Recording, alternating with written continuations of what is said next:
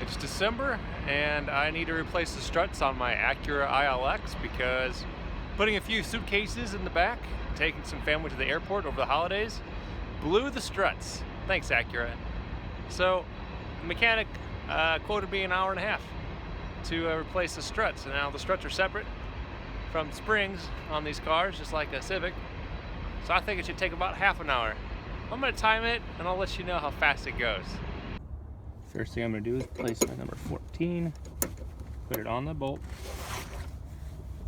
get your Allen to set, and that goes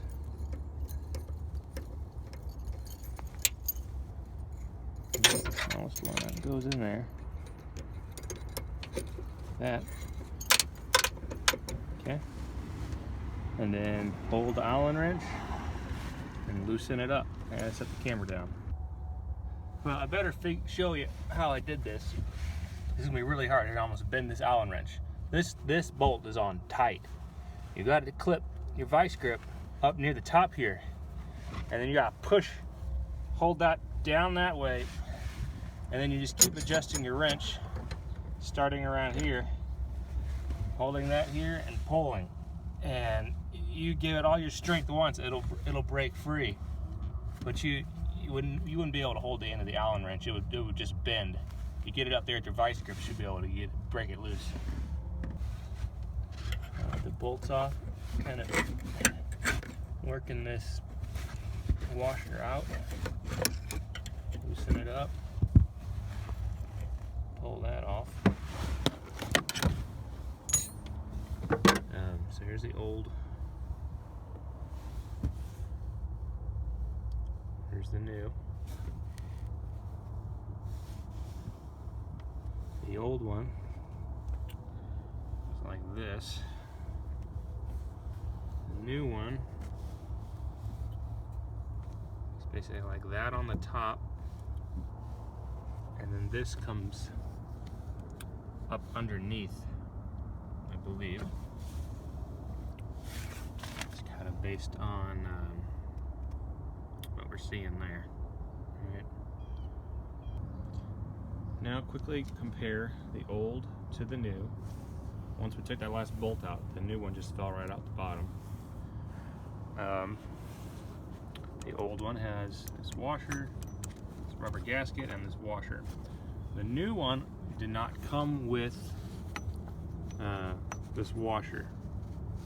As you can see here, it's got the same O-ring thing there. So it looks to me like I'll slide this down to the bottom, and then go ahead and push it up through the top.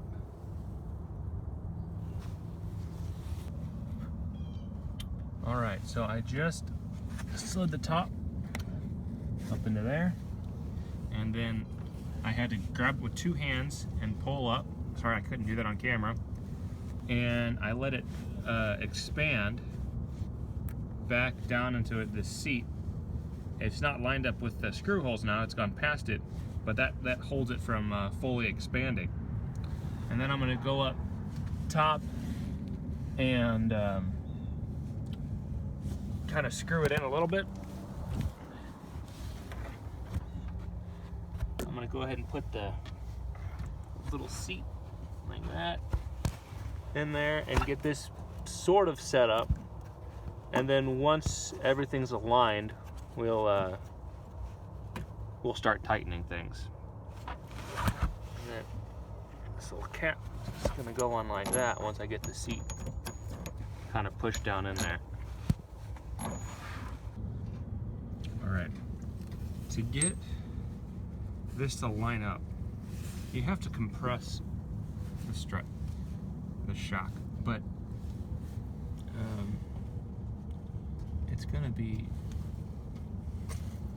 so tough that I'm gonna go ahead and release some of the pressure on the spring so that I have a less pressure, less distance, and then I'm gonna manhandle. So to get it compressed, it was really tough. So I actually took the soft end of my Scanley screwdriver or wrench, and I'm kind of using the cantilever to lift it. And then once I got it up the right amount, I grabbed my hand, I looked on this side till it was lined up. And once I screwed it in through the middle, I had to go over to this side and I had to line it up here too. So I used one hand to keep pressure on the cantilever, and then I used my other hand to line it up. And now I have the screw threading in there. I'm going to keep the pressure on this, keep it lined up, and I'm going to hand thread through. And then I'm going to use my socket, just a socket wrench, to get it to the end. And then I'm not going to tighten it tight just yet though. Okay, so I haven't tightened it yet. I got the bolt all the way through, but it's not tight. And I want to mention, it was difficult once the bolt was halfway through to get it to thread into the other side of the bracket. What I had to do is take a long screwdriver and stick it up underneath here, and then pull up to control, because the pressure's pushing down. And I used that screwdriver to pull towards, because I could see that the bolt was not reaching the threads. So I pulled up and towards it, and while I was doing that with one hand, I kept spinning the screw with my ratchet set, my socket set, and eventually it started to thread. And I held some pressure on it, went a little bit away. I didn't feel any resistance, and it thread through without a problem. While it's still loose, we're gonna go up top and screw the other side on tight. Okay, you can see that little ring that went over the bolt here, see right in the middle? This has to compress down over it. So you're actually gonna have to wiggle and press. It'll be a little difficult, but I may have to use a tool. Here we go. All right, I'm just pushing down until it threads over it. Make sure it won't push down any further. I want some more. Okay. I'm just now getting onto that bolt. I'm actually going to use like the butt of a hammer or something to make sure that this is down over that, and then we'll continue on.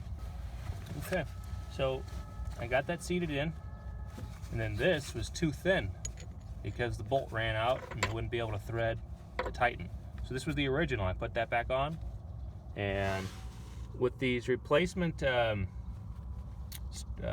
shocks, they don't require an Allen wrench. So you're gonna tighten this down the best you can, and then you're gonna have to hold this with a wrench while you tighten the bolt. Without a torque wrench, you're gonna have to do your best to remember how much strength you use to tighten this, to untighten the original one. Putting my vice grips on here. It's screwed on fine without vice grips, but you can't tighten it without it because the whole thing shifts. So we're just gonna do our best. The last thing we do before we tighten the bolt for the shock is to use this jack to put all the weight of the car on the suspension system so that it's not on the jack. That aligns the bolt through here so that it, when the weight is applied, it's not like cattywampus, because that messes up the bearings in there. So I have this wholly lifted up, and I'm just gonna tighten it. I think for an Acura it's probably like 51 pounds, but I can just manually do it. But if you have a torque wrench, use that. So the project took about half an hour for each side. I was able to do things a lot faster on the second tire because I knew what I was doing. But since the mechanic wanted an hour and a half shop time with all their tools, and I was able to replace both sides in an hour with nothing but a wrench and a socket set, and no skills, I'm a nurse, I don't work on cars as a profession, I'd say you could save yourself some money if you have some a little bit of strength and a couple tools and a flat place to work. So be careful, and hopefully your next project goes good.